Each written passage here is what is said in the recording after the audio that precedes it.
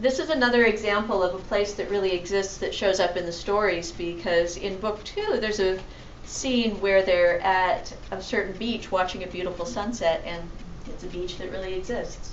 I've been there. And there's proof that I've been there. Now, there are a lot of foods in the stories, all the series.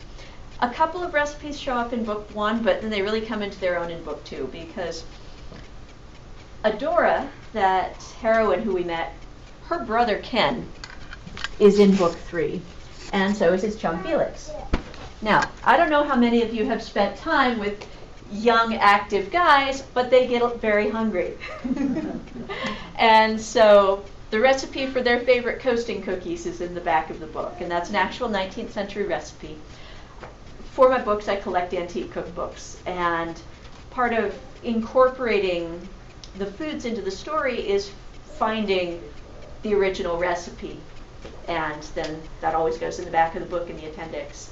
I got that idea actually from reading Amish romances, which once in a while they'll have recipes in the back. Have some of you seen those? That's what gave me the idea, and I saw that and I was like, okay, yeah, I like that idea. That's a fun idea. And if any of you want to know more about how to make those, I have a YouTube channel where you can watch my cooking videos, where I do cooking videos for the various recipes. If you want to find out the channel, I can give you a business card afterwards. The second book, we also meet Nurse McCoy, who is a very fun character. She's a trained nurse, which was coming into its own in the 19th century. Florence Nightingale had really popularized the profession of nursing and made it really accepted and really respected. And by the 1880s, when we meet Nurse McCoy, it was a very good way for young women who had been born in poverty to elevate themselves in society, because at that point, women were actually paid to go to nursing school.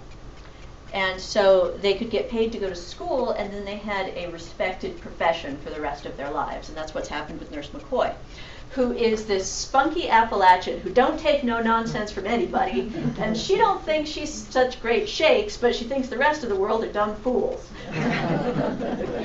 She's based on my grandmother. And in book 3, she gets her own book, because that's when a phony spiritualist comes to town and is trying to cheat Nurse McCoy's employer out of his money, and Nurse McCoy ain't having none of that, and so she has to debunk the phony spiritualist, and you can guess how that goes. Book 4, we get another romance, and that's between the town school teacher and a ship's captain. I told you ships were really, really important because of all the water. And for that one, I had a really fun time finding all the old school books that the school teacher would have been using in her classes. I started out going to an antique store in town to try to find some of the books that were actually used in the town itself, which I did find one. And then I also managed to, online, I found the list of required texts from the 1880s for Washington Territory schools, and using that, I found the rest of the books on eBay, so that I had the whole set that her classroom would have been using. And I had so much fun reading through those and planning her lessons for her so that I could write about them. And they were actually really interesting lessons. They were not stodgy at all. They were really engaging lessons that were hands-on ways to involve the kids. The one that wound up finding its way into the book is one where she brings in she's mail-ordered some cotton plants, because in the Northwest, kids have never seen cotton. And so she mail-orders some cotton plants and brings these in and shows the kids, and then has them pull out their pocket handkerchiefs, because in that era, of course, they all had pocket handkerchiefs. And she gives them magnifying glasses so that they can look at the cotton fibers, and of course the boys make jokes about the other stuff on their handkerchiefs. But I wouldn't have been able to write that scene if I hadn't read through the school books and seen that that was actually one of the lessons that was recommended that teachers give to their kids. And so that was a fun way to incorporate that. It's my way of being the tour guide to the past for my readers who I'm traveling with. These are just a few of the books that went into the research to write book 4. So if you think of how a book is made, picture taking a whole bunch of books and putting them in a blender. Or a sausage grinder is an even better image, because then at the other end you get this little sausage of one brand new book. And book 4 also has a bunch of recipes in it, because there is a ballroom scene where there are some refreshments at the dance. There's also a club dinner. So of course with all those foods I had to have recipes for all the foods. And if any of you are interested, you can find the cooking videos of those on my channel.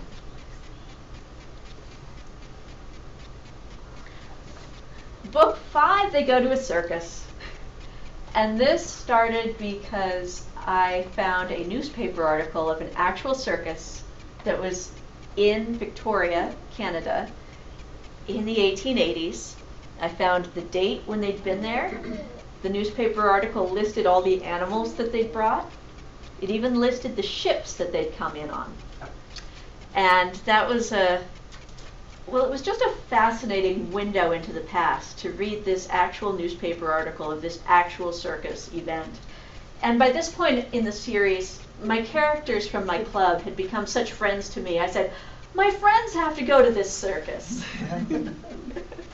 So I did that by having them go up there. And one of the characters is a newspaper reporter, so it's natural for the newspaper reporter to be covering the circus.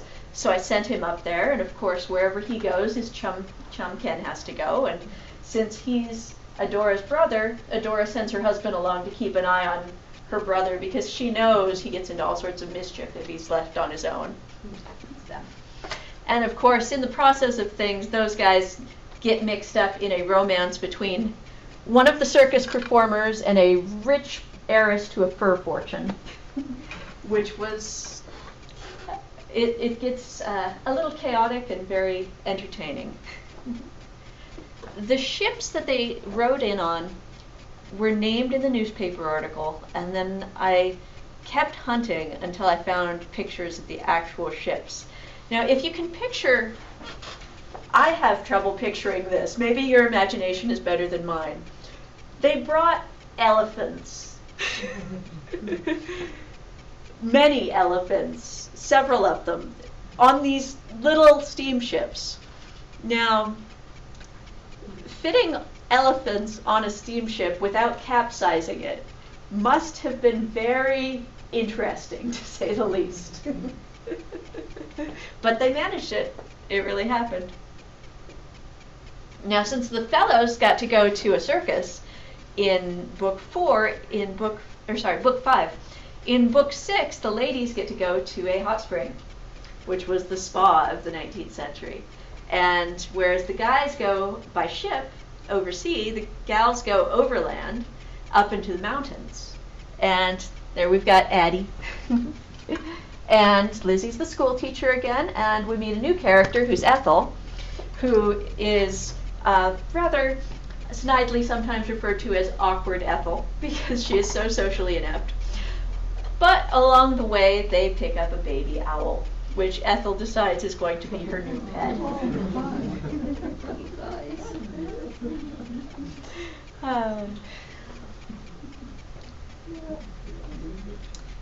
And, of course, more recipes. That is meringued coffee, which is a fun one. It's similar to what we would now call a mocha, except for it can be any flavor, not necessarily just chocolate. In book 7, Sparks Press, we come back to our newspaper reporter, who by this point in the series, he has been working at a newspaper for many years, and he is getting sick and tired of yellow journalism. This is the era where if it bleeds, it leads, and this is the era of you provide the pictures, I'll provide the war. Felix, being a very moral young man, is sick of this, and he just can't stand it. And his philosophies were summed up in one of the other books, and this is him thinking about things. Life is a fantastically complex proposition. Any given life is so profoundly intricate, with each moment comprised of so many countless details, that to comprehensively understand even one person's story would require an omniscient deity's capacity for knowing, seeing, and recalling everything. To then tell that single story comprehensively would require 10,000 lifetimes. As finite mortal creatures, human beings can only ever tell any story by being very selective about what they include and what they omit. This selection gives storytellers and reporters an enormous amount of power. So much so that Felix found himself frightened by the huge responsibility which rested with his profession. Other men didn't seem to care about this. Far from worrying about which of the many truths in a situation was most relevant to the story, they slung around whatever half-truths and outright falsehoods would suit the highest bidders' agendas and yield the greatest profits with the smallest investment of effort. A reporter's duty to the narratives he told weighed on Felix, though. It was this responsibility to the most vital angle of any story that continually spurred him to examine all the facets of every truth. So with this attitude, and an editor who just wants the most sensational, bloodthirsty thing he can get, Felix decides to strike out on his own. And he starts his own magazine. Here we have an editorial comic about the sensation trumpeting the writers. And at this time, we've come up to 1889, which was a really eventful year in Washington Territory because, in the first place, that's when Washington Territory became a state. It's also the year that Seattle nearly burned to the ground, and parts of it did. So as a reporter, Felix gets to attend the state inauguration. He also gets to go to the Seattle fire and cover the Seattle fire. So as a writer who's being the tour guide to my readers to take them back in time, we get to see the Seattle fire without getting burned. Of course, being Felix, we have to have more food because he's always hungry, active young man. And in sum, it's a series about a group of friends who are virtually family because they know each other so well and they depend on each other so much. And in the course of the series, I feel like they've become my friends as well.